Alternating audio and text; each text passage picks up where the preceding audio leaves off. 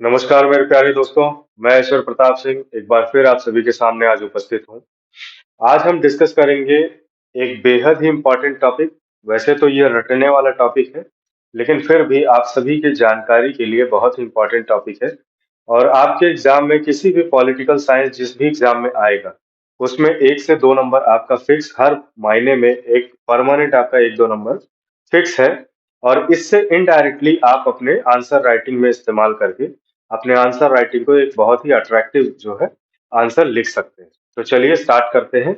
आज हम पढ़ेंगे इंपॉर्टेंट कमिटीज के बारे में, भारत में गठित की गई इंपॉर्टेंट कमिटीज के बारे में।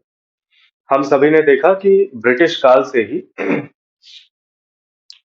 जब से ब्रिटिशर्स इंडिया में आते हैं, वो 17वीं शताब्दी का या 18वीं शताब्दी आप जिसे कहिए, जब से ब्रिटिशर्स इंडिया में आते हैं तो उस समय के बाद से हर मुद्दे पर एक तरह से डिस्कशन करने के लिए, कानून बनाने के लिए तमाम तरीके की कमिटीज का गठन जो है, कमिटीज को हिंदी में क्या कहते हैं, आयोग, आयोगों का गठन जो है होता रहा है। हम सभी जानते हैं इस चीज को। जैसे एक फेमस कमीशन या कमिटी जो है साइमन कमीशन के नाम से आया, वो भी एक क्या था, एक कमिटी थी, एक आयोग था जिसमें 7 मेंबर हुआ करते थे। हम सभी ने उसके बारे में भी पढ़ा। उसी प्रकार से मैकाले कमेटी आप पढ़ते हैं, हार्टॉग कमेटी पढ़ते हैं, ठीक है, वर्धा कमेटी पढ़ते हैं। साथ में आप यहाँ पर मौजूद लगभग मैं 45 कमिटीज के बारे में बताऊंगा, जो अभी हाल फिलहाल में इधर 20-50 साल में, 20-25 साल के दौरान गठित किए गए तमाम अलग अलग मुद्दों पर विचार विमर्श करने के लिए और उनके विषय में सरकार को एक सिफारिश देने के लिए, ताकि बेहतर डिसीजन मेकिंग हो सके। तो आइए बारी बारी से हम देखेंगे। टोटल 45 इंपॉर्टेंट कमिटीज के बारे में बताऊंगा। जो आपके दिमाग में चल भी रहा होगा वो भी कमेटी इस टॉपिक में, आपके इस लेक्चर में कवर हो जाएगा। 90% मैं गारंटी ले सकता हूँ। तो चलिए बिना किसी देरी के स्टार्ट करते हैं। सबसे पहले कमेटी के बारे में हम देखते हैं, वो है लिबरहान कमेटी। हम सभी को पता है कि बाबरी मस्जिद डिमोलिशन जो है 1992 में होता है। कार सेवकों के द्वारा तमाम हिंदू दलों के सहयोग से जो है बाबरी मस्जिद का डिमोलिशन एक तरह से पब्लिक प्रोटेस्ट के रूप में 1992 में अयोध्या में जो है देखने को मिलता है। काफी सारा उस पे कॉन्फ्लिक्ट, राइट की स्थिति बनती है, जिसको सरकारें दबाने का भी प्रयास करती हैं। खैर ये अलग विषय है, इस पे फिर कभी चर्चा करेंगे। लेकिन आप ये जानेंगे उस बाबरी मस्जिद के डिमोलिशन पे, ठीक है, या 1992 के उस श्री राम मंदिर के प्रोटेस्ट को लेकर जो भी चीजें हुई थी, उसके बारे में विचार विमर्श करने के लिए जो कमेटी का गठन होता है, उसका नाम होता है लिबरहान कमेटी। आगे बढ़ते हैं, हम देखेंगे नानावती या फिर ढींगड़ा आयोग। ढींगड़ा एक पंजाबियों में एक जाति होती है, कास्ट होती है, तमाम सारे लोग होते हैं। तो नानावती या ढींगड़ा आयोग जो है, ये एंटी सिख रायट जो हुए थे पंजाब में 1984 के दौरान, जो एंटी सिख रायट हुए थे, जिसमें मासूम सिखों की जो है, इनोसेंट सिखों की तमाम बृहद स्केल पे हत्या कर दी गई थी एक मास प्रोटेस्ट के दौरान या राइट के दौरान, दंगे के दौरान। उस पे अपनी सिफारिश देने के लिए या उस पे जांच करने के लिए जो कमेटी का गठन होता है, वो ये दो कमिटीज उसके संदर्भ में, उसके रिलेटेड है, तो इन्हें आप याद रखेंगे। अगला चीज, बॉम्बे में दंगा होता है 90 के दशक में, उसके लिए श्री कृष्णा कमेटी, ठीक है। उसके बाद ऐसे ही सुप्रीम कोर्ट कह रहा हूँ, सुभाष चंद्र बोस जी के मृत्यु पे जो एक तरह से जांच का आयोग गठित किया गया था, उसका नाम था मुखर्जी कमेटी। आप याद रख सकते हैं, सुभाष चंद्र बोस जी भी बंगाली हुआ करते थे, तो जो मुखर्जी कमेटी है, मुखर्जी अपने आप में बंगाली क्लास है, ठीक है। अगली चीज है इंदिरा गांधी के असैसिनेशन को। हम सभी को पता है 1980 के दौरान जो है, 80s में इंदिरा गांधी जी का हत्या हो जाता है। उनके अपने ही बॉडीगार्ड जो होते हैं, वो अ, उनकी गोली मार के हत्या कर देते हैं, प्रोटेक्शन में रहते हुए भी। तो उस पर जो कमेटी का गठन होता है, उसका नाम है ठक्कर कमेटी। अगला चीज हम देखेंगे, गोधरा जो ट्रेन कांड हुआ था, गोधरा बहुत फेमस है। अभी हाल ही में बीबीसी ने एक डॉक्यूमेंट्री फिल्म भी बनाई थी इस पे, गुजरात के जो दंगे हुए थे गोधरा कांड से संबंधित, उसके विषय में तो हम सभी ने देखा था कि तमाम प्रोटेस्ट हुआ कि बीबीसी पे ही जांच बैठ गई और उनकी डॉक्यूमेंट्री को इंडिया में बैन कर दिया गया क्योंकि ऐसा क्लेम किया जा रहा था, ऐसा कहा जा रहा था कि उसमें एक गलत तरह की छवि तत्कालीन जो चीफ मिनिस्टर थे मोदी जी, उनके खिलाफ बनाने का प्रयास किया गया था बीबीसी के द्वारा। चूंकि बीबीसी हम सभी को पता है एक यूरोपियन एजेंसी है, एक यूरोपियन न्यूज एजेंसी है, जो कहीं ना कहीं वेस्टर्न एजेंडे को फॉरवर्ड करने में बहुत ज्यादा सहायक रहती है यूरोपियंस के लिए। तो गोधरा जो ट्रेन कांड था वो 2000 के आसपास की घटना थी, जिसमें कार सेवकों से भरी हुई एक बोगी, जिसमें 100 से ज्यादा कार सेवकों को जो है उस बोगी का दरवाजा बंद करके हर साइड से और आग लगा दिया जाता है, फूंक दिया जाता है। तो उस पे जांच करने के लिए जो कमेटी का आयोग का गठन होता है, वो था यूसी बनर्जी। यूसी बनर्जी नाम से कमेटी का गठन होता है। देखिए, यहाँ पर जो आप एक जनरल चीज जान लीजिए, जब भी कमेटी का नाम रखा जाता है, तो उसके चेयरपर्सन के नाम पे रखा जाता है, ठीक है? जैसे कि यहाँ पे लेबर हान जो है, इनके चेयरमैन का नाम था। ठक्कर, कोई ठक्कर साहब थे, उनके इस कमेटी के चेयरमैन हुआ करते थे वो। ऐसे ही बीएन कृष्णा जी जो है, ये किसी कमेटी के चेयरमैन थे। तो ये सारे चेयरमैन के ही नाम या उपनाम हैं, जिनके नाम से उस कमेटी को जाना जाता है, ठीक है? तो यूसी बनर्जी गोधरा कांड, बीएन कृष्णा तेलंगाना फॉर्मेशन, हम सभी को पता है 2014 में तेलंगाना राज्य की स्थापना होती है। उसके लिए जो कमेटी का गठन होता है वो बीएन कृष्णा कमेटी होती है। देवर कमेटी का जो गठन होता है ये पीवीटीजीएस के लिए होता है। पीवीटीजीएस आप सभी सोच रहे होंगे ये क्या चीज है, तो मैं आपको बता देता हूँ। पर्टिकुलरली वल्नरेबल ट्राइबल ग्रुप्स, ठीक है? ऐसे ट्राइबल ग्रुप्स जो ऑलरेडी बहुत वल्नरेबल हैं, यानी कि उनके सोशियो इकोनॉमिक उत्थान में, उनके सोशियो इकोनॉमिक डेवलपमेंट में और ज्यादा प्रयास करने की जरूरत है, क्योंकि वो एकदम मार्जिनलाइज सेक्शन है। तो उनके लिए जो कमेटी का गठन होता है उसका नाम है देवघर कमेटी। ऐसा कहा जाता है कि पीवीटीजीएस जो है इसको बाद में रीनेम किया गया। पहले इसका नाम था पीटीजी या फिर प्रिमिटिव ट्राइबल ग्रुप्स, ठीक है? ये लगभग 75 के 70-75 के आसपास के ट्राइबल ग्रुप्स हैं। देखिए, वैसे तो बहुत सारे ट्राइबल्स इंडिया में निवास करते हैं, जनजाति जो है ये कई सारे पॉकेट्स में आपको देखने को मिलेंगे अलग अलग राज्यों में। लेकिन उनमें से 75 ऐसे ट्राइबल ग्रुप्स हैं जो वल्नरेबल सेक्शन है, ठीक है? तो उनके लिए जो कमेटी, उनके सोशियो इकोनॉमिक डेवलपमेंट के लिए जिस कमेटी का गठन होता है वो है देवर कमेटी। फिर अफस्पा के एक्सटेंशन, हम सभी को पता है, तमाम सारा विवाद इस पे हमेशा होता रहता है कि नॉर्थ ईस्ट स्टेट्स में अफस्पा आज भी काम कर रही है। अफस्पा का मतलब है armed forces special provision act. AFSPA के एक्सटेंशन के लिए जिस कमेटी का, यानी कि अभी और अफस्पा का जो है एक तरह से आप कहें कि अवधि, कार्य अवधि अभी भी और बढ़ाई जाए, उसके लिए, उस पर विचार विमर्श करने के लिए जिस आयोग का गठन होता है उसका नाम है जीवन रेड्डी कमेटी। ये अपने आप में कुछ बहुत इंपॉर्टेंट है, अभी मैं आपको अलग से इंपॉर्टेंट मार्क करके बता दूंगा ताकि आप वो चीजें तो जरूर याद रखें। अगली चीज आती है शेकतकर कमेटी। डीबी शेकतकर साहब इसके अध्यक्ष थे। शेकतकर कमेटी जो है आर्म्ड फोर्सेस में रिफॉर्म के लिए लाई गई थी। आर्म्ड फोर्सेस यानी कि आर्मी, नेवी, एयरफोर्स, इनमें क्या बदलाव और भी किए जा सकते हैं, उनके लिए जो है शेकतकर कमेटी। अगला चीज बीसीसीआई, हम सभी जानते हैं, board of cricket control in India. उसके रिफॉर्म के लिए जो कमेटी का गठन होता है वो है लोढ़ा कमेटी या लोधा कमेटी, ठीक है? उसके बाद वेस्टर्न घाट्स, हम सभी को पता है बायोडायवर्सिटी हॉटस्पॉट कहा जाता है वेस्टर्न घाट्स को। पश्चिमी घाट जो भारत में वेस्टर्न कोस्ट लाइन पे पड़ता है, जिसमें केरला, कुछ हिस्सा कर्नाटक का और फिर महाराष्ट्र और गोवा भी उसमें आता है। तो ये जो एरिया है ये अपने आप में बहुत ज्यादा बायोडायवर्सिटी से रिच एरिया माना जाता है। एक हिली एरिया है, बहुत ज्यादा ऊंची चोटियां नहीं पाई जाती हैं। हिली स्टेट्स हैं ये, जैसे कि 300-400 मीटर की ऊंचाई तक की पहाड़ियां होती हैं यहाँ पे।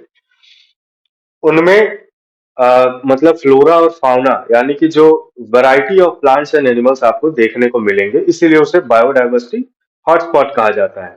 तो उसको प्रिवेंट करने के लिए, उसको प्रिजर्व करने के लिए, उस पर कोई भी प्रकार का अतिक्रमण ना हो, डिफॉरेस्टेशन की गतिविधियां वहां रोकी जा सके, इन चीजों पे विचार विमर्श करने के लिए कस्तूरी रंगम नाम की कमेटी का गठन होता है।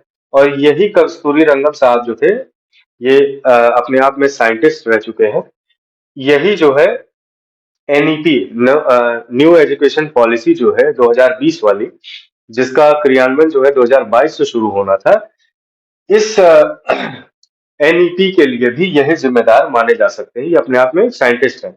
अच्छा, आप याद कैसे रखेंगे? तो देखिए, वेस्टर्न घाट्स जंगली एरिया है, तो जंगल में हिरण पाए जाते हैं। हम सभी को पता है कि हिरण के नाभि में कस्तूरी विराजमान, ठीक है। ऐसा हमने कई बार सुना है, कस्तूरी जो है हिरण के नाभि में मिलती है। तो कस्तूरी रंगम साहब वेस्टर्न घाट्स, जहाँ पे जंगल रहता है, और साथ ही साथ वो जंगल पढ़ लिख के सॉरी हिरन पढ़ लिख के समझदार हो जाए, तो उसके लिए न्यू एजुकेशन पॉलिसी भी एक कस्तूरी रंगन साहब लेके आते हैं। ये अपने आप में बहुत इंपॉर्टेंट है।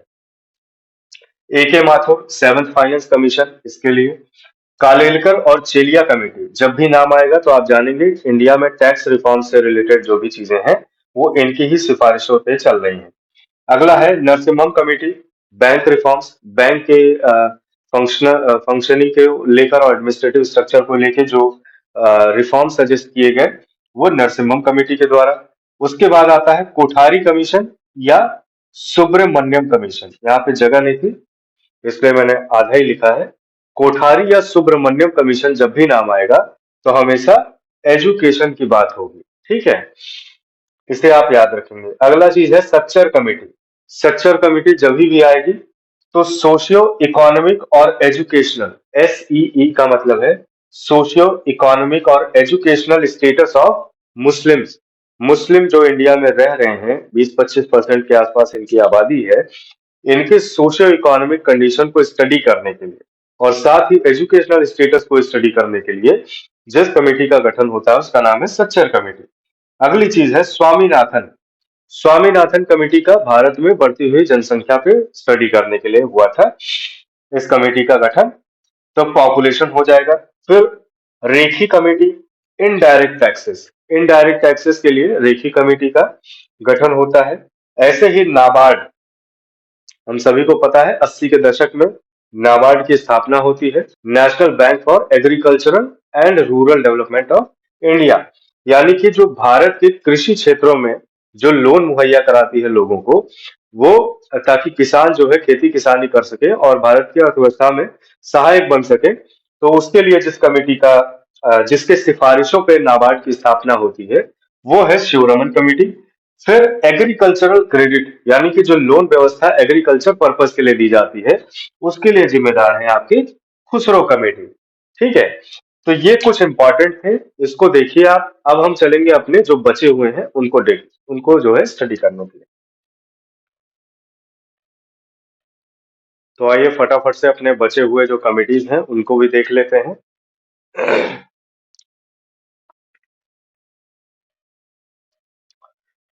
देखिए, सबसे पहली कमेटी इसमें जो है, वो है भूरेलाल कमेटी। भूरेलाल कमेटी जो है, यहाँ पे लिखा हुआ है MV एक्ट। MV एक्ट का मतलब मोटर व्हीकल एक्ट, जो आज चलता है, जिसके तहत आपका चालान कटता है जब आप गलत तरीके से ड्राइविंग या राइडिंग करते हैं। तो वो किसके रिकमेंडेशन पे था? भूरेलाल कमेटी के आधार पे MV एक्ट की गणना होती है। पॉवर्टी की बात करें, यानी देश में गरीबी, भुखमरी, इन चीजों की जब बात आती है, तो वहां पे सुरेश तेंदुलकर नाम की, सचिन तेंदुलकर से कंफ्यूज मत होइएगा, सुरेश तेंदुलकर कमेटी का गठन हुआ था। ऐसे ही जब स्मॉल इंडस्ट्रीज की बात आएगी, स्मॉल इंडस्ट्रीज यानी कि लघु उद्योग जो भी हैं, उनके बारे में जब बात आएगी, तो आबिद हुसैन नाम की कमेटी इनके लिए गठित की गई थी। ठीक वैसे ही हैंडलूम की जब बात आएगी, यानी हथकरघा उद्योग जो आपका चलता है, जिसके तहत सूती का कपड़ा जो है, सूत काट के जो है कपड़े बुने जाते हैं, तो उसकी जब बात आएगी जिसमें खादी वगैरह आता है, तो हैंडलूम के लिए जो रिकमेंडेशन आज चलता है, वो है मीरा सेठ का रिकमेंडेशन, ठीक है, मीरा सेठ कमेटी का। ठीक ऐसे ही RRBs की अगर हम बात करते हैं, तो रीजनल रूरल बैंक्स, ठीक है, रीजनल रूरल बैंक्स की अगर बात करते हैं, तो वो चला भंडारी कमेटी के सहयोग से, सॉरी सहयोग नहीं कहेंगे, उनके रिकमेंडेशन के आधार पे उसमें रिफॉर्म्स या बदलाव किए गए। तो अगला है यहाँ पे नंदन निरेकनी कमेटी, जिसमें आप सभी देखे होंगे RTGS या नेफ्ट से जब आप पेमेंट करते हैं, bank to bank transfer online माध्यम से जब भी करते हैं, तो वहां पे आप इस्तेमाल करते हैं आरटीजीएस या नेफ्ट पेमेंट मेथड का। आरटीजीएस यानी कि रियल टाइम ग्रॉस सेटलमेंट, और नेफ्ट का मतलब है नेशनल इलेक्ट्रॉनिक फंड ट्रांसफर। तो इस केस में क्या होता है कि एक तरह से बैंक ही अपने ऑनलाइन सर्विस के माध्यम से आपके डेस्टिनेशन वाले खाते में पैसा आपका भेजती है। लेकिन कुछ लिमिट होती है, जैसे नेफ्ट की कुछ लिमिट जो है निर्धारित की जाती है, और वहीं आरटीजीएस की कुछ अपनी लिमिट होती है। तो इन सभी आरटीजीएस और नेफ्ट के विषयों पर चर्चा या फिर रिकमेंडेशन सरकार को देने के लिए जिस कमेटी का गठन होता है वो है नंदन निरेकनी कमेटी। ठीक ऐसे ही जो एटीएम का जो इस्तेमाल आप करते हैं, उसके विषय में रिलेटेड उसकी जो फीस होगी, हैंडलिंग फीस या फिर प्रोसेसिंग फीस जो भी होगी, उसके लिए कन्नन कमेटी का गठन होता है।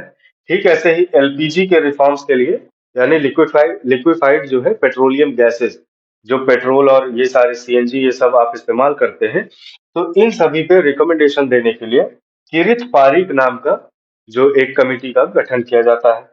ठीक ऐसे ही सिन्हा कमेटी जो है, ये एमएसएमई सेक्टर के लिए रिकमेंडेशन देने के लिए गठन किया जाता है। एमएसएमई यानी कि माइक्रो स्मॉल मीडियम एंटरप्राइजेस। उसके बाद फिर अगला जो है वो है रमेश चंद्रा कमेटी।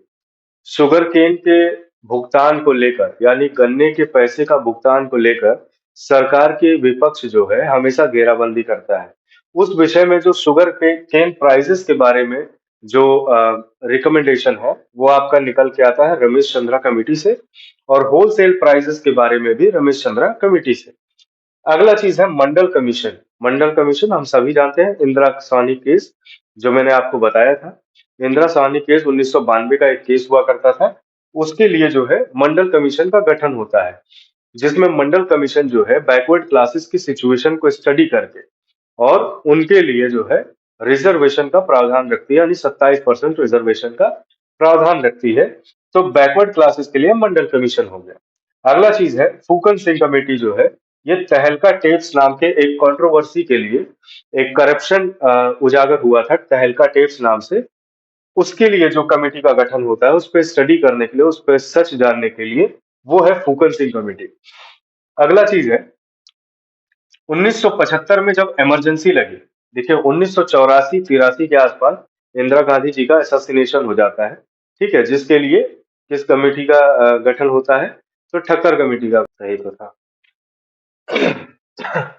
तो ठक्कर कमेटी का गठन होता है इंदिरा गांधी के मर्डर को लेकर। लेकिन उससे लगभग 8-9 साल पहले उन्होंने, इंदिरा गांधी ने जो है इमरजेंसी लगाया हुआ था पूरे भारत में। तो उसपे उस इमरजेंसी, क्या वो कॉन्स्टिट्यूशनली वैलिड था, या उसके जो प्रोविजंस उन्होंने इनेक्ट किए थे वो सभी सही थे, या क्या उसमें फायदा हुआ, क्या नुकसान हुआ देश को, इन सभी चीजों पे स्टडी करने के लिए जिस कमीशन का आयोग का गठन होता है वो है शाह कमीशन।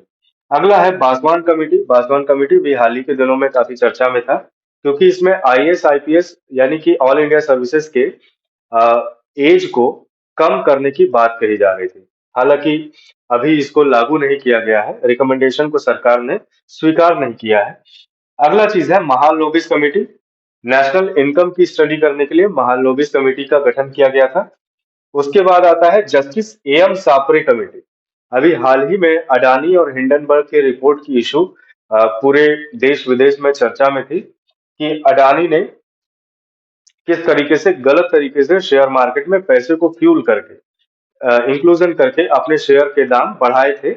और उस पे जो है खुलासा जो है हिंडनबर्ग की रिपोर्ट ने किया था। हालांकि हिंडनबर्ग की जो एजेंसी है वो अपने आप में उसके बाद काफी विवाद में घिर गई थी। और इस पे स्टडी करने के लिए, इस मैटर की सच्चाई और असलियत को सामने लाने के लिए जिस कमेटी का गठन किया गया वो है जस्टिस एएम सापरे की कमेटी। ठीक है। अगली चीज है राजीव महर्षि कमेटी। तो कोविड 19 में किस तरह का फाइनेंशियल लॉस देखा कंट्री ने, साथ ही साथ जो इंटरेस्ट वगैरह जो लोगों के किस्त चल रहे थे, उस पे जो इंटरेस्ट बन रहे थे वो काफी समय तक जो है सरकार ने माफ किया था। तो उसको लेकर जो इंटरेस्ट वेवर की बात थी, और साथ ही साथ कोविड 19 में फाइनेंशियल इम्पैक्ट क्या पड़ा था सर पूरे देश पर, उसको स्टडी करने के लिए राजीव महर्षि का कमेटी का गठन किया जाता है। अब यहाँ पे 3 कमेटी का नाम मैंने अलग से लिख रखा है। ये ये 3 कमेटी ऐसे हैं अगर कभी आप किसी एग्जाम में बैठते हैं और पॉलिटिकल साइंस का चैप्टर उसमें इंक्लूडेड है उसके सिलेबस में, और कमिटी से कोई भी सवाल आता है, तो मेरी मानिए तो 2 सवाल अगर आएगा, तो उसमें से एक सवाल सेंटर और स्टेट के रिलेशन का ज़रूर होगा। और अगर सेंटर और स्टेट के रिलेशन की बात आती है, कि सेंटर और स्टेट रिलेशन में कौन-सी कमिटी का गठन किया गया केंद्र और राज्य के संबंधों को स्टडी करने के लिए, तो उसमें 3 नाम आते हैं, सरकारिया, राजा मन्नार और साथ में पंछी आयोग। ये 3 अपने आप में मोस्ट इम्पोर्टेंट है, मतलब most of the most important है, इनको ज़रूर याद रखिएगा। ये तीनों सेंटर स्टेट रिलेशन से बिलॉन्ग करते हैं।